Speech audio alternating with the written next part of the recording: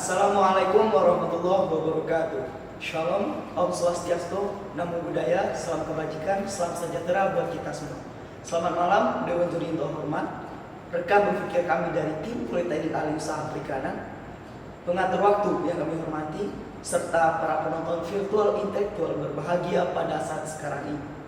Sebelum memulai perdebatan pada kali ini, izinkanlah kami memperkenalkan diri.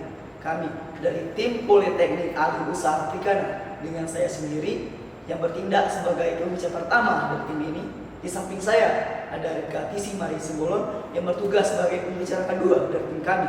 Dan di samping saya lagi ada Ferry Hediansyah yang bertugas sebagai pembicara ketiga dari tim kami. Dewan Juri yang terhormat, mosi kita kali ini pemanfaatan teknologi dalam meningkatkan efektivitas dan produktivitas industri 5.0. Dewan Juri yang terhormat, sebelum memulai perdebatan kali ini, di sini saya akan membangun latar belakang dari perdebatan kita pada kali ini. Perlu kita sadari bahwasanya revolusi industri adalah momen penting yang merubah hampir semua aspek kehidupan di masyarakat. Di mana sebelum adanya pencetusan dari revolusi industri 5.0, adanya revolusi 4.0, yang dimana pada konsepnya revolusi 4.0 merupakan adanya otomatisasi yang terjadi antara teknologi dan cyber, yang dimana pada prakteknya terjadinya pengurangan tenaga manusia yang disebabkan oleh teknologi. Lalu munculnya perspektif dan stigma negatif pada masyarakat yang berujung adanya pemikiran yang dapat menggeser pekerjaan manusia dan mempersempit lapangan pekerjaan. Maka dari itu pada tahun 2017 khususnya di Jepang terjadi suatu inisiasi yang dimana adalah pencetusan revolusi industri 5.0.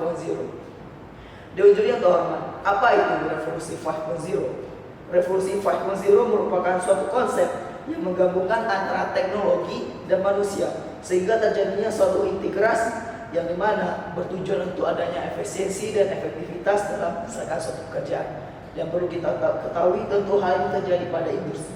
Mempersingkat waktu, di sini pembicara kedua kami akan menyampaikan apa saja argumen yang dapat mendukung dari mosi kita kali ini, dan pembicara ketiga kami akan menyampaikan argumen tentang hal-hal negatif atau menolak dari mosi kita kali ini.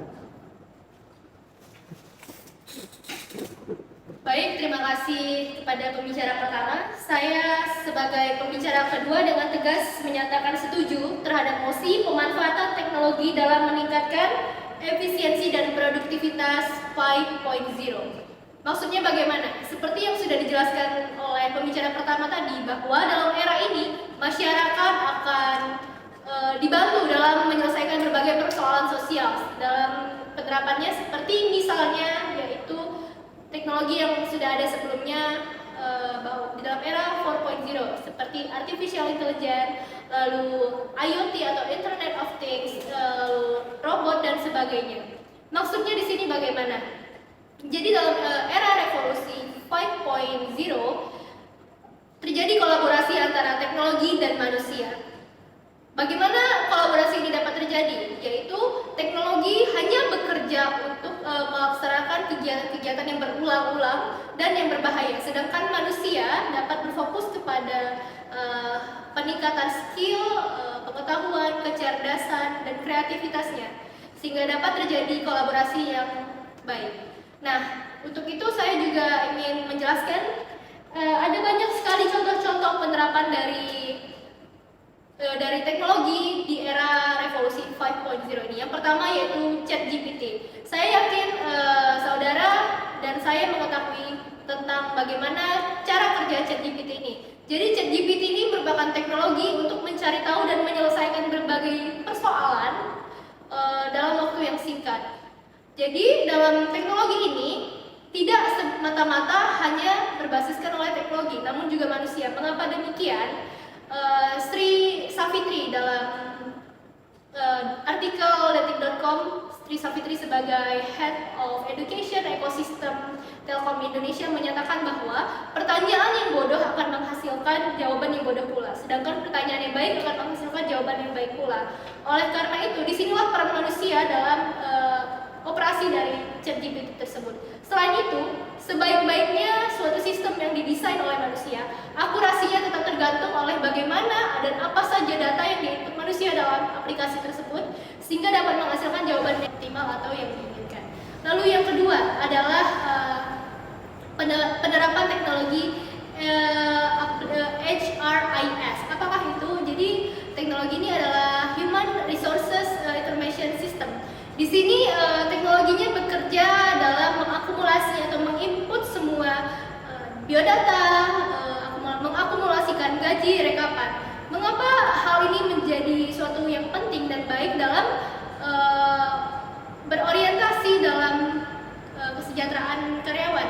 Hal ini dapat meningkatkan transparansi. Contohnya seperti yang sudah saya sebutkan sebelumnya, dengan adanya aplikasi ini maka transparansi terhadap akumulasi atau kalkulasi dari gaji pegawai itu pun dapat dilihat oleh semua orang. Dan efeknya adalah dapat meningkatkan motivasi dari pekerjaan, dari bagaimana karyawan tersebut bekerja sehingga kesejahteraannya juga dapat meningkat. Lalu yang ketiga ada juga penerapan teknologi di bidang kesehatan. Contohnya yaitu pemeriksaan awal mengenai indikasi penyakit-penyakit gejala ringan oleh teknologi. Sehingga hal ini dapat menurunkan atau mengurangi dari kelelahan tenaga medis dalam pekerjaannya. Lalu yang kedua ada di bidang industri manufaktur. Maksudnya di sini bagaimana dengan adanya teknologi ini berkolaborasi dengan manusia sehingga dapat memudahkan pekerjaan manusia dalam melakukan usaha industri sehingga mengurangi kebutuhan tenaga buruh yang digunakan. Selanjutnya yaitu di bidang pertanian, yaitu bagaimana pengairan sawah atau ladang dengan mengandalkan analisis data dari sistem ramalan cuaca. Lalu ada di bidang pangan, yaitu dengan penyediaan pangan dengan berdasarkan preferensi dan alergen dari konsumen tersendiri berdasarkan data yang didapat.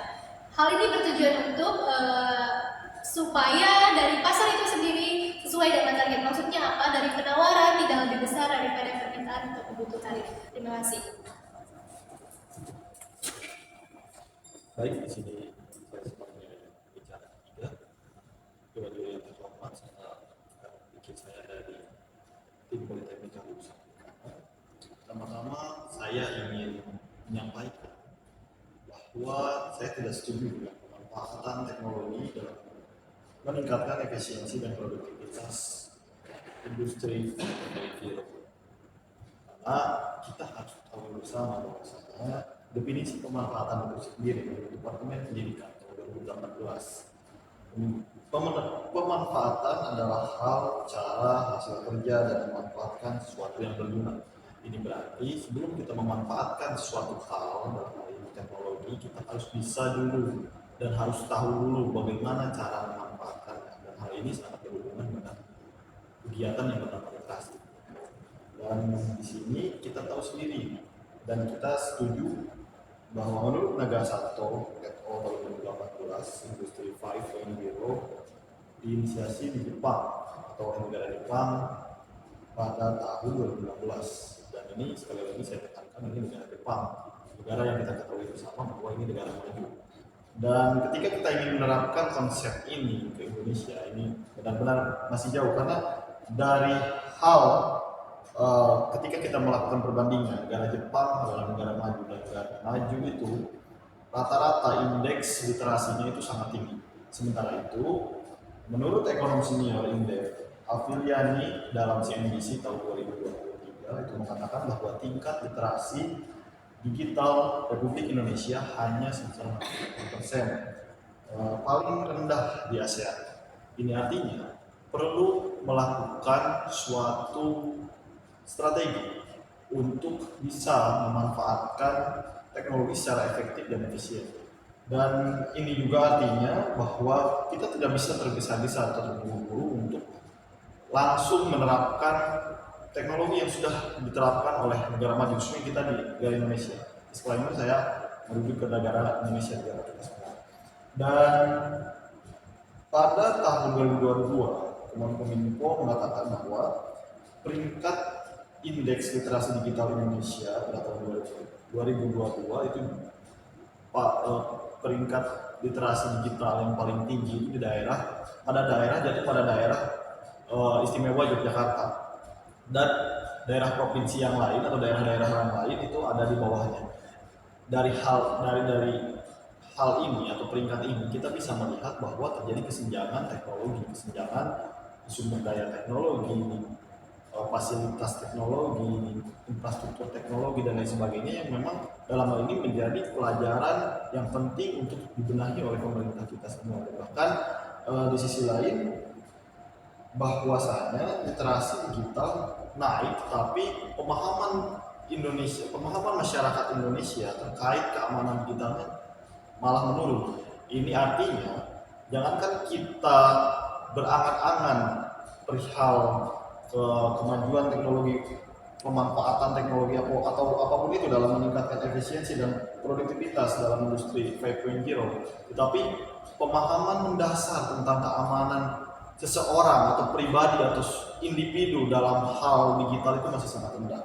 Dan Dewan Juri yang terhormat serta rekan berpikir saya dari tim Politeknik Usaha Perikanan, di sini menurut George and George tahun 2020, masyarakat pada revolusi industri kelima akan bekerja sama dengan teknologi sebagai mitra untuk menjalankan berbagai macam tugas. Nah, ini perlu menjadi perhatian kita semua bahwasanya ketika hal ini dilakukan, sebagai user atau sebagai pengguna, kita harus memiliki pemahaman terlebih dahulu untuk bisa menggunakan teknologi itu sebijak mungkin, sebaik mungkin. Dan menurut Raposa et al. Tahun 2022, revolusi industri 5.0 merupakan keberlanjutan dari revolusi industri 5.0, yang dimana memang beberapa tantangan yang akan dihadapi itu akan berbeda atau mungkin tidak jauh sama dengan tantangan dalam hal revolusi industri 4.0. Dan memang ini semua harus bisa menjadi suatu refleksi untuk kita semua, bahwasanya tidak bisa, sekali lagi tidak bisa semata-mata kita menerapkan konsep ini dan menggeneralisir bahwa semuanya bisa terlaksana dengan baik, karena memang kita meyakini bahwasanya ada banyak hal yang menjadi pertimbangan penting untuk bisa mengimplementasikan konsep ini. Salah satunya kita harus melihat kesesuaian teknologi yang ada, lalu perihal keamanan, lalu perihal regulasi dan etika penggunaannya.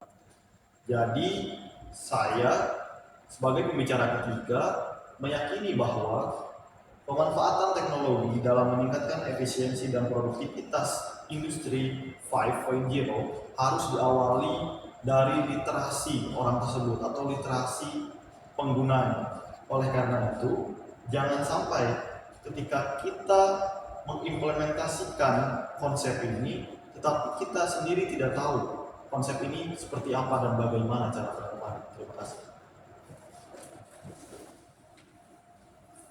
Baik, Dewan Juri yang terhormat, pada closing statement ini ada beberapa hal yang saya sampaikan. Yang pertama, seperti kita ketahui bahwasanya revolusi 5.0 memiliki banyak manfaat yang dapat kita rasakan, mulai dari bidang pertanian, transportasi, manufaktur, dan hal-hal yang lainnya. Namun Dewan Juri terhormat, seperti kita lihat pada faktanya di Indonesia masih rendahnya tingkat literasi digital, yang dimana hal ini berarti Indonesia itu belum mampu untuk melakukan revolusi 5.0. Oleh karena itu Dewan Juri terhormat, perlahan negara Indonesia pasti mampu melakukan revolusi 5.0 dengan berbagai pembenahan yang dapat kita laksanakan, seperti meningkatkan kemampuan literasi kita memperkuat SDM serta pemerataan teknologi dan sarana prasarana di Indonesia. Sekian dapat saya sampaikan, kurang lebih mohon maaf dan terima kasih. Wassalamualaikum warahmatullahi wabarakatuh.